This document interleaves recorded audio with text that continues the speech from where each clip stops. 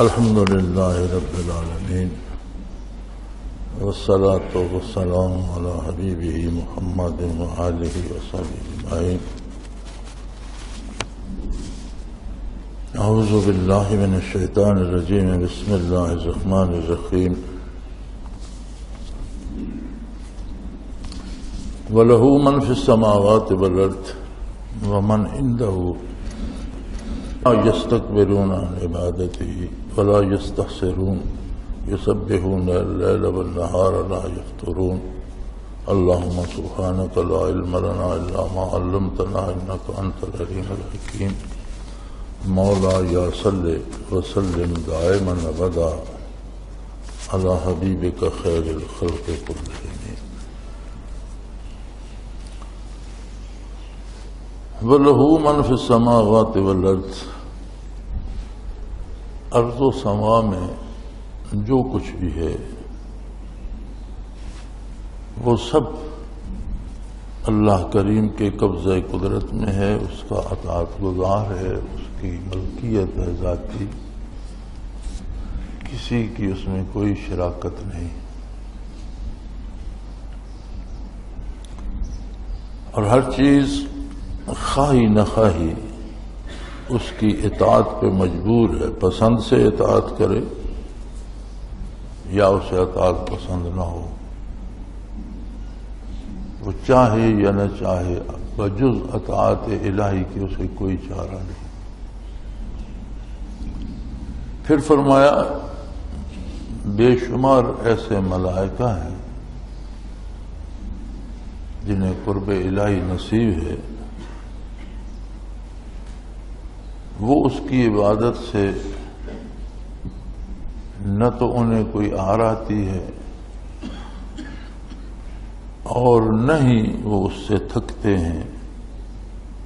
یسبحون اللیل والنہار، رات دن کوئی لمحہ ایسا نہیں ہے جب وہ عبادت نہ کر رہے ہوں۔ ان کی حیات، ان کی غذا، ان کی دوا سب ذکر الہی ہے۔ جس طرح ہماری زندگی دل کی دھڑکن سے ہے، سانس کی آمد و شد سے ہے، اب کوئی بندہ سانس لیتے نہیں تھکتا، شکم مادر سے دل کی دھڑکن شروع ہوتی ہے تو ساری زندگی دم واپسی تک وہ دھڑکتا رہتا ہے، اس میں کوئی انقطاع نہیں آتا۔ اس طرح سے اللہ کریم نے کچھ ملائکہ پیدا کر دیے ہیں جو صرف عبادت ہی کرتے رہتے ہیں۔ مفسرین کرام فرماتے ہیں کچھ ہیں جو قیام میں ہیں اور ہمیشہ قیام میں رہیں گے، کچھ رکوع میں ہیں اور ہمیشہ رکوع میں رہیں گے، کچھ سجدے میں ہیں اور ہمیشہ سجدے میں رہیں گے۔ تو یہ ذکر ہو رہا ہے انسان کو جب یہ پسند و ناپسند پہ اختیار دیا گیا، وَهَدَيْنَاهُ السَّبِيلَ اما شاکرا و اما کفورا، ہم نے راستہ دکھا دیا ہے، انسان کو اختیار دیا ہے کہ وہ شکر کی راہ پسند کرتا ہے یا ناشکری کی۔ تو فرمایا گیا کہ یہ اللہ پر احسان نہیں ہے کہ کوئی اللہ کی عبادت کرتا ہے، اللہ کو اس کی ضرورت نہیں ہے۔ اور اگر آپ یہ سمجھتے ہیں کہ میری عبادت کرنے سے یا میرے نہ کرنے سے کچھ ہوگا، تو بے شمار ایسے فرشتے ہیں جن کا کام بجز عبادت کے ہے ہی کوئی نہیں، اور اسے ان کی عبادت کی بھی ضرورت نہیں ہے۔ جو عبادت کرتا ہے وہ خود رحمت الہی کو پاتا ہے اپنے لیے۔ فمن جاہد فانما یجاہد لنفسہ، جو محنت کرتا ہے، مجاہدہ کرتا ہے، وہ اپنی ذات کے لیے کرتا ہے، اپنے فائدے کے لیے کرتا ہے، اللہ پہ احسان نہیں کرتا۔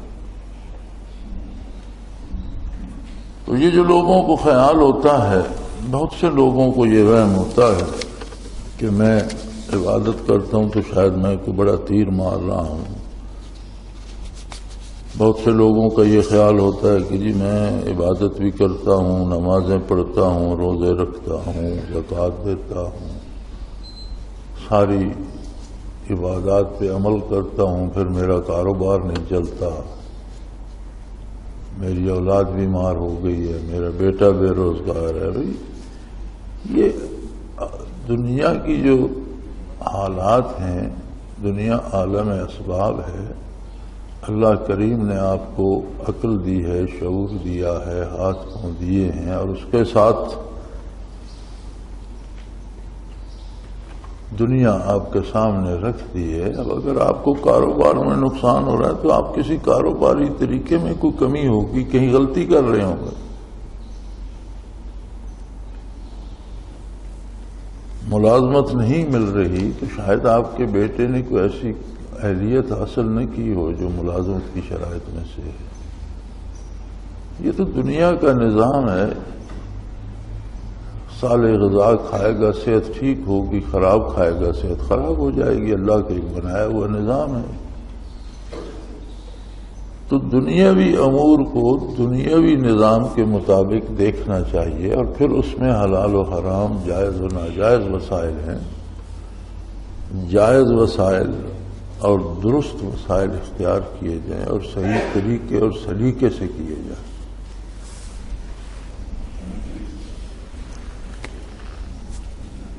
مثلا آج 2-3 دن سے بڑی بحث چل رہی ہے ٹیلی ویژن پر، اور بڑی عمر رسیدہ خواتین سر سے ننگے بال کٹے ہوئے، سرخیاں لگی ہوئی، سارا زور لگا رہی ہیں کہ بچوں کی پیدائش روکی جائے. میرا خیال ہے بچوں کی پیدائش روکنے کی بجائے یہ جو 80 سالہ خواتین شور کر رہی ہیں، ان کو کیوں نہ قبر میں اتار دیا جائے. کچھ تو آبادی کا اب ان کا کیا کام ہے؟ یعنی کوئی ان سے پوچھے کہ تمہاری 75, 80, 90 سال عمر ہے تو کم از کم تم تو جگہ خالی کرو، پیچھے آنے والوں کو جگہ ملے. آنے والوں کو روکنا چاہتی ہو تو تمہیں جانا تو ہے. اب 90 سال یا 80 سال کی عمر میں کیا کر رہی ہو؟ دھکے کھا رہی ہو.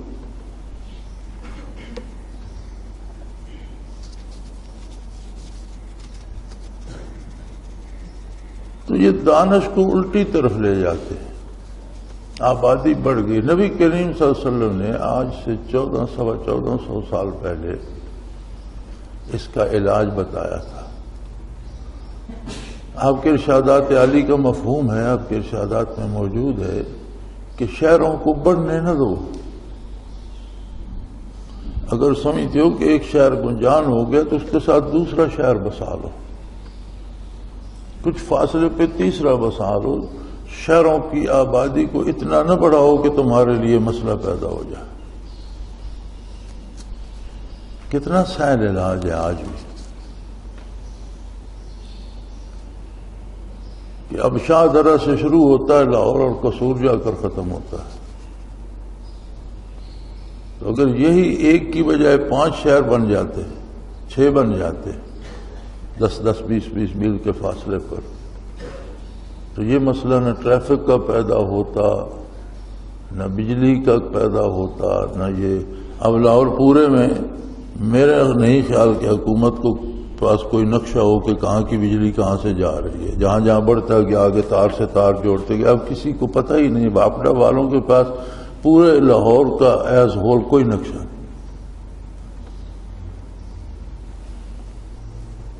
لیکن انہیں ایک مصیبت کھائے جا رہی ہے کہ انہوں نے وہ کرنا ہے جو مغرب والے کہتے ہیں. تو کوئی انہیں بتا دے کہ عرب کی سرزمین بھی یہاں سے مغرب ہی میں ہے. اگر مغرب ہی سے پوچھنا ہے تو نزدیک سے پوچھ لو، اتنے دور کیوں جاتے ہیں؟ کتنا خوبصورت حل بتایا نبی کریم صلی اللہ علیہ وسلم. سیدنا فاروق اعظم رضی اللہ تعالیٰ عنہ نے پہلی دفعہ فوجی چھاونیاں بنوائیں اور انہیں شہروں سے الگ کر دیا. 5, 7, 10 میل کے فاصلے پہ ہوتی تھی. اب دیکھ لیں آپ کی چھاونیاں اسی طرح پر بنتی آ رہی ہیں. انگریزوں نے دور بنائی تھی، اب شہر بڑھتے بڑھتے وہ درمیان میں آ گئی. ایک نیا مسئلہ پیدا ہو گیا، کوئی آ رہا ہے کوئی جا رہا ہے. نہ فوجی بچ سکے سول کی در اندازی سے، نہ سول محفوظ ہے فوجی گاڑیوں کی اس دنا دن سے.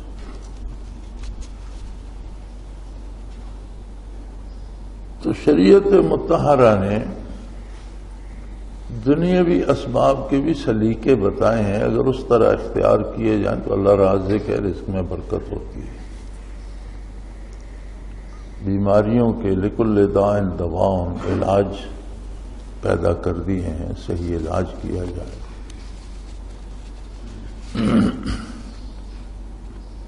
دنیاوی امور کفار کے بھی صحیح ہوتے رہتے ہیں جب وہ صحیح اسباب اختیار کرتے ہیں، تو دنیاوی نتیجہ انہیں بھی ملتا رہتا ہے۔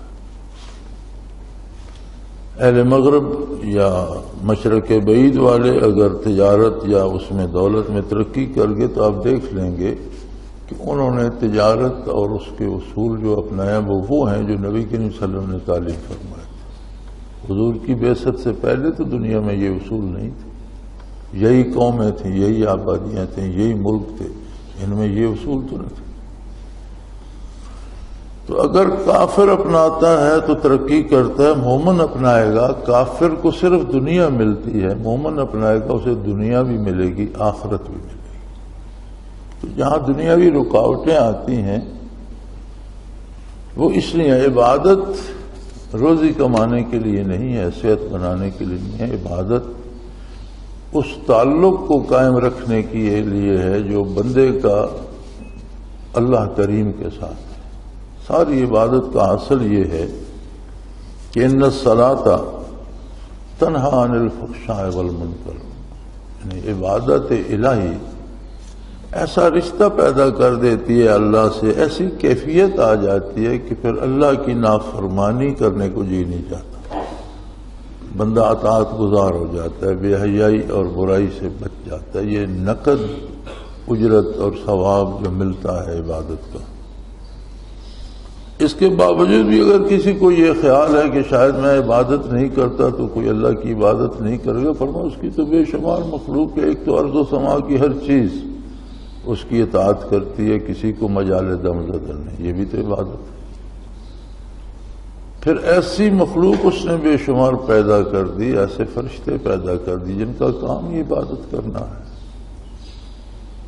تو اب اس سارے پس منظر میں دیکھ رکھ کر بندہ اپنی عبادت کو دیکھے تو اس کی حیثیت کیا بنتی ہے؟ اس آیت کریمہ کا حاصل یہ ہے کہ کسی کو عبادت پہ اترانا نہیں چاہیے، اعراض نہیں کرنا چاہیے، پیچھے نہیں ہٹنا چاہیے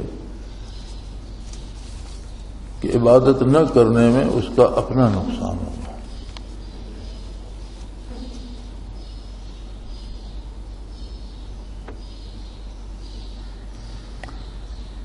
یہ رموز دل کے بارے میں ہیں کچھ سوال کہ لطیفہ قلب کے بارے میں لکھا ہے کہ یہی وہ لطیفہ ہے جو حکومت کرتا ہے، اسی میں خواہشات پیدا ہوتی ہیں، آرزویں بنتی ہیں۔ پھر نفس کے بارے میں لکھا ہے انسانی زندگی کی نکیل نفس کے ہاتھ میں ہے، اگر لطیفہ قلب خواہشات کا مرکز ہے تو نفس کو خواہش کا موقعوں کہا گیا۔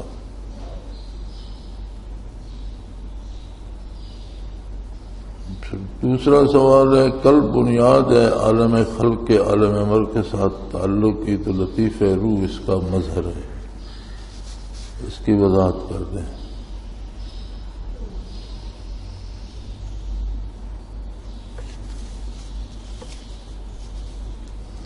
میرے خیال یہ تو ہر آدمی جانتا ہے، اچھا کرتا ہے یا برا، اس سے پوچھا جائے ایسا کیوں کیا، کہتے میرا دل چاہتا ہے، میرے دل میں یہ بات آئی میں نے کر دی۔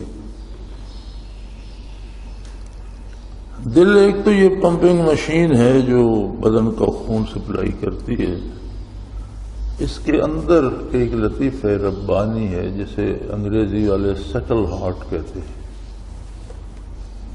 جو عالم امر سے ہے۔ اب انسان دو چیزوں کا مجموعہ ہوا، عناصر اربع جن کے نتیجے میں نفس پیدا ہوا، یہ ایک ہو گئے، اور لطائف ربانی جو عالم امر سے ہیں اور روح، یہ دو چیزوں کا مجموعہ ہے انسان۔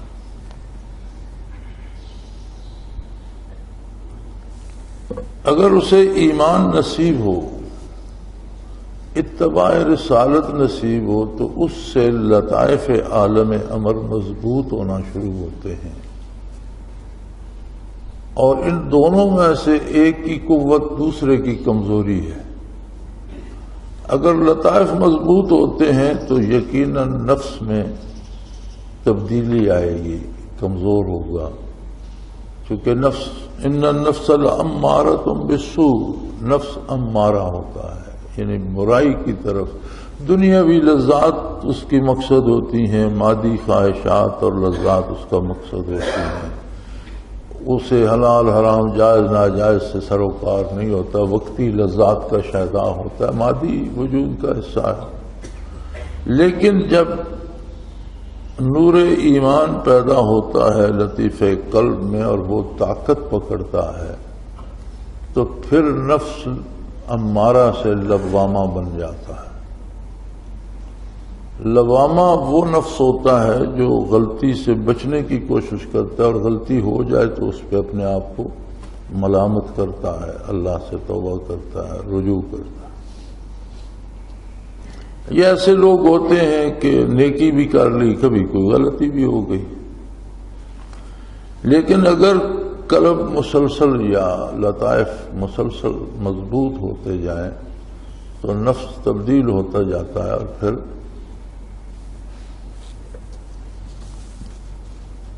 مطمئنہ بن جاتا ہے۔ یا ایتھا النفس المطمئنہ ارجعی الی ربک راضیۃ مرضیہ، پھر نفس مطمئنہ ہو۔ مطمئنہ سے مراد یہ ہے کہ وہ اللہ کی رضا پہ راضی، پھر اس کی خوشی رضا باری اور اطاعت حق میں ہو جاتی۔ تو اس طرح سے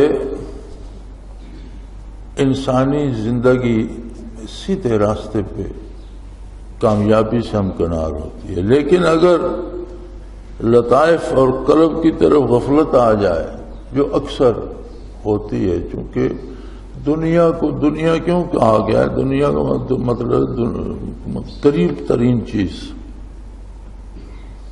یہ عالم دنیا جو ہے یہ نگاہوں کے سامنے محسوس کیا جا سکتا ہے، چکھا جا سکتا ہے، اس کی لذات فوری ہیں۔ آخرت کی نسبت یہ بالکل سامنے ہے، آخرت نگاہوں ظاہری نگاہوں سے پوشیدہ ہے۔ پھر انسانی اجزائے بدن، اس کے ساتھ نفس مل کر اگر روح میں قوت نہ ہو تو انسان میں بھی خصوصیات حیوانیت غالب آ جاتی، اس کا کردار حیوانوں کی طرح ہو جاتا ہے۔ پیٹ بھرنا ہے، حلال حرام جائز ناجائز اپنا پرایا اس کی فکر نہیں، جہاں کوئی چیز چارہ نظر آیا وہاں سے پیٹ بھر لیا۔ بچے پیدا کرنے ہیں، زندگی بسر کرنی ہے، جیسا کہ اللہ پاک نے ارشاد فرمایا اولئک کالانعام، جانوروں کی طرح ہو جاتے ہیں، بلکہ ان سے گئے گزرے کہ انہیں تو اللہ نے پیدا ہی جانور کیا ہے اور انہیں انسانی خصوصیات دی، اس سے معروم کر یہ جانور بن گئے، یہ تو جانوروں سے بدتر ہے۔ لیکن اگر قلب میں حیات ہو، قلب کی حیات نور ایمان ہے، حیات نور ایمان ہے تو عبادات اس کا رزق ہے، اور یاد الہی، ذکر الہی اس کی منزل، مقصد، راستہ سب کچھ ہے۔ اگر ذکر قلبی نصیب ہو جائے جو ثمر ہے عبادات کا، ثم تلین جلودہم وقلوبہم الی ذکر اللہ، اللہ کی اطاعت کرتے کرتے ان کے قلوب سے لے کر جلد تک سارا بدن ہر ذرہ اللہ اللہ کرنے لگتا۔ تو انبیاء کی صحبت اور انبیاء کی نظر پاک میں یہ قوت ہوتی ہے کہ بنور ایمان جسے ایک نگاہ نصیب ہو گئی وہ تمام منازل طے کر کے شرف صحابیت پر فائز ہو گیا، اب کوئی غیر صحابی اس کی عظمت کو نہیں پا سکتا۔ تو یہ قوت جب قلب میں آتی ہے تو پھر نفس تبدیل ہونا شروع ہو جاتا ہے اور پھر وہ قلب کی تائید کرنے لگتا ہے. اور اگر قلب نور ایمان سے، برکات نبوت سے، یاد الہی سے، ذکر الہی سے محروم رہے تو پھر وہ کمزور ہوتا ہوتا مر جاتا ہے اور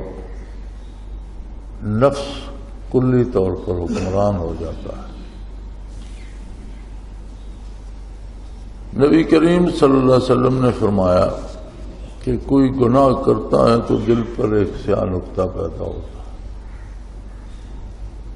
رجوع اللہ نہیں کرتا، مزید برائی ہی کرتا چلا جاتا ہے تو سیاہی بڑھتی جاتی ہے، حتیٰ کہ جب سارا قلب سیاہ ہو جاتا ہے تو پھر ایمان بھی چلا جاتا ہے. اب آپ دیکھتے ہیں کہ ایک ایک گھر میں کتنے مذاہب ہو گئے ہیں. باپ صحیح العقیدہ مسلمان تھا، اولاد نے کچھ اور عقیدے اپنا لیے، ایک بھائی کا کچھ اور ہے، دوسرے کا کچھ اور ہے. کیوں؟ عقائد رہے نہیں، دل سیاہ ہو گئے، حیات قلبی سے محروم ہو گئے. اب نفس نے جدھر چاہا کہ ادھر سے مجھے کچھ دنیا ملے گی، پیسہ ملے گا، شہرت ملے گی، جدھر اس نے چاہا ادھر کھینچ کر لے گئے. تو یہ کشمکش حیات ہے. دونوں قلب بھی اور نفس بھی اپنے اپنے اجزاء کے امام ہیں اور آپس میں ان کی ساری زندگی چلتی رہتی ہے. خواہشات دل ہی میں پیدا ہوتی ہیں، لیکن ان کے تکمیل کے ذرائع پھر اگر نفس امام ہو جائے تو وہ تلاش کرتا ہے، پھر وہ جائز ناجائز کی پرواہ نہیں کرتا. اور اگر دل حاکم ہو جائے تو خواہشات دل ہی میں پیدا ہوتی ہیں، لیکن پھر وہ اپنے طریقے سے ان کی تکمیل کرتا ہے جو سنت رسول اللہ صلی اللہ علیہ وسلم کے مطابق ہوتا ہے.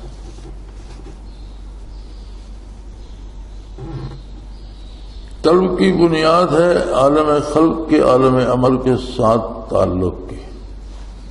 اگر یہ لطیفہ ربانی یہ روح کی اساس ہے.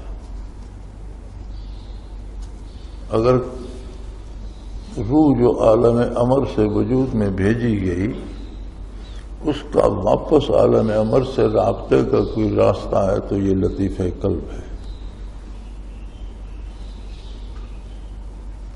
لطیفہ روح اس کا مظہر اس طرح سے ہے کہ لطیفہ روح یا روح کا بدن کے ساتھ ملنا عملی زندگی کے میدان میں لے جاتا ہے،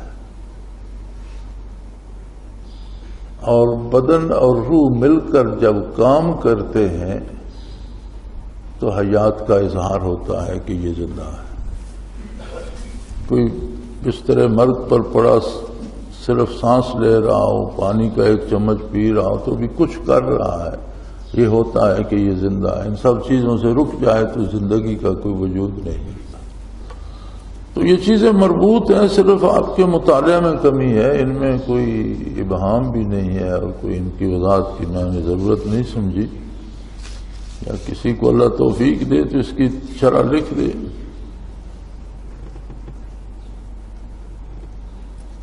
ایک کوئی جملہ ہے اسی رموز دل میں یہ اور بات کہ جو لوگ شریعت سے واقف ہوں نہ مراد شریعت سے، تو اس میں انہوں نے سوال لکھا ہے شریعت تو اسلام کا ظاہری نظام ہے، مراد شریعت کیا ہے؟ اب یہ سوال تو نہیں ہے، ویسے بات کرنے کا بہانہ ہے کہ خالی شریعت سے اگر کچھ مراد نہ ہو، کچھ نتیجہ نہ نکلے تو خالی شریعت کو کیا کرے گا؟ کوئی بھی کام جو کیا جاتا ہے وہ شریعت ہو یا غیر شریعت ہو، اس کا کوئی نہ کوئی تو اس سے مراد ہوتی ہے، اس کا کوئی نتیجہ ہوتا ہے، کوئی دل میں بات ہوتی ہے کہ یہ کام کروں گا تو اس کا یہ نتیجہ آئے گا، اسے مراد کہتے ہیں.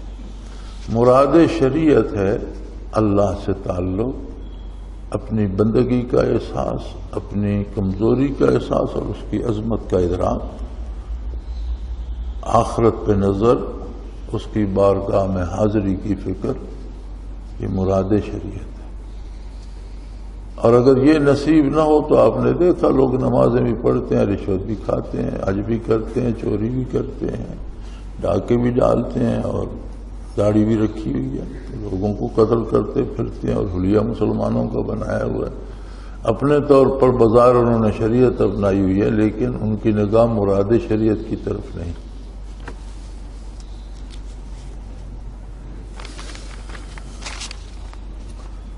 یہ ایک سوال ہے، بینک میں کہا جاتا ہے کہ نفع نقصان کی بنیاد پر شراکت کریں، ہم آپ کو نفع میں سے منافع دے رہے ہیں، تو ایسی صورت میں یہ پیسہ لینا درست ہے؟ بھائی میں تو اس بینک کے نظام سے واقف ہی نہیں ہوں۔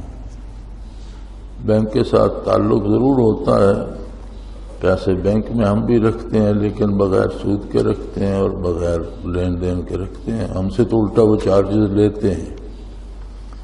وہ کہتے ہیں نفع نقصان ہے تو یہ ان کی ذمہ داری ہے، آپ مانتے ہیں تو آپ کی ذمہ داری ہے، یا کسی ایسے بندے سے پوچھیں جو بینکنگ سسٹم سے واقف ہو۔ مجھے اس میں جو بات بندے کو پتہ نہ ہو اس میں خواہ رائے دینا درست نہیں ہوتا۔ وآخر دعوانا ان الحمدللہ رب العالمین۔ الحمدللہ رب العالمین والصلاة والسلام علی حبیبی اللہم ربنا لا تقتلنا بغضبک ولا تهلكنا بعذابک واعف عنا قبل ذلك اللہم ربنا لا تسلط علینا من لا یرحمنا انت ولینا فی سفرنا وحضرنا فی مالنا واہلنا انت ولینا فی الدنیا والآخرہ توفنا مسلمین والحقنا بالصالحین اللہم ربنا اتمم لنا نورنا واغفر لنا ذنوبنا وقنا عذاب النار وصلی اللہ تعالی علی حبیبہ محمد۔